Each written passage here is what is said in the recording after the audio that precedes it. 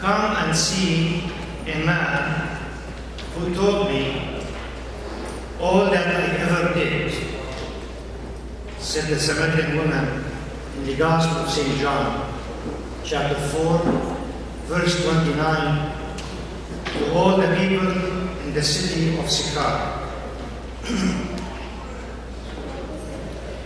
The Samaritan woman made it known to all the people that Jesus told her all of her shameful and sinful actions.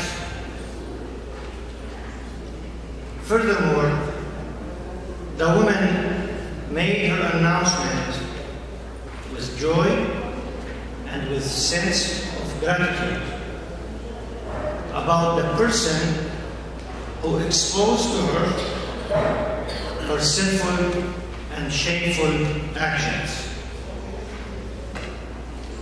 Through the power of his words, Jesus saved this woman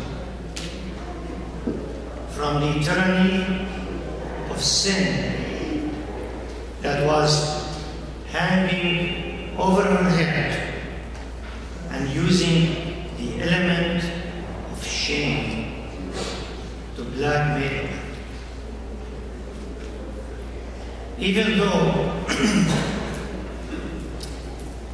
Even though Jesus' words revealed the absolute truth about the sinfulness of the Samaritan woman, he did not drive her to despair. He did not break her into pieces.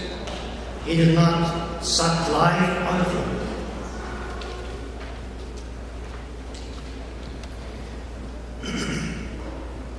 This is one of the examples of how words can be healing. How words can be therapeutic when they are combined with truth and authentic love. The mysterious power of words is lost for most of people. Their application tends to be destructive, tends to be harmful, instead of being constructive and useful. Jesus does not expect us, he does not demand that through our words to twist the truth in order not to hurt someone's feeling. He doesn't demand that. He doesn't expect it. Jesus expects us to use the constructive and healing powers of words to reveal the truth while building up others and building up each other. Constructive and therapeutic words can only be generated from a purified heart. They cannot be generated by a heart that is full of worldly obsessions and vain glory or vain things. Constructive and healing words are not necessarily sugar-coated.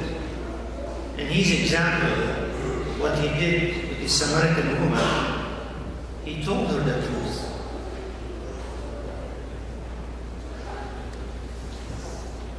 The constructive and healing words can be piercing, can be tough, but they are always without failing, saturated with love up to the brim.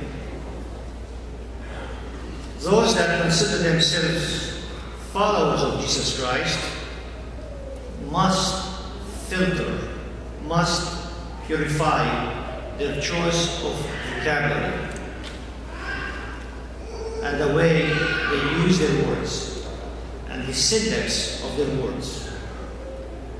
If anyone thinks he is religious and does not bridle his tongue, but deceives his heart, this man's religion is vain, writes Apostle James in his epistle, chapter 1, verse 26. Just because it is acceptable, or just because it is common to lash out at people, it's not justifiable. It's not justifiable in the eyes of the Lord when the impact of our words is destructive and is unloving.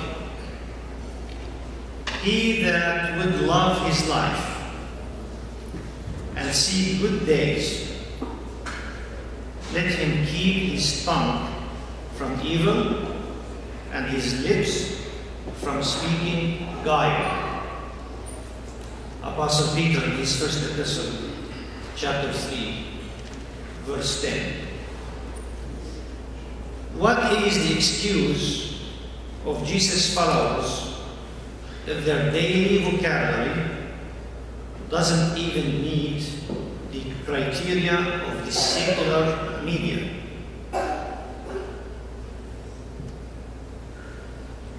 What's the excuse if Jesus' followers' vocabulary carry no healing element in them? Furthermore, what's the excuse when our words are destructive, hurtful, harmful, and intended to feed our ego rather than to heal the brokenness of others? Apostle James in his epistle, chapter 3, verse 9 says, "With the tongue we bless the Lord and Father, and with the tongue we curse men who are made in the likeness of God. From the same mouth come blessings and cursing. My brethren, this ought not to be so.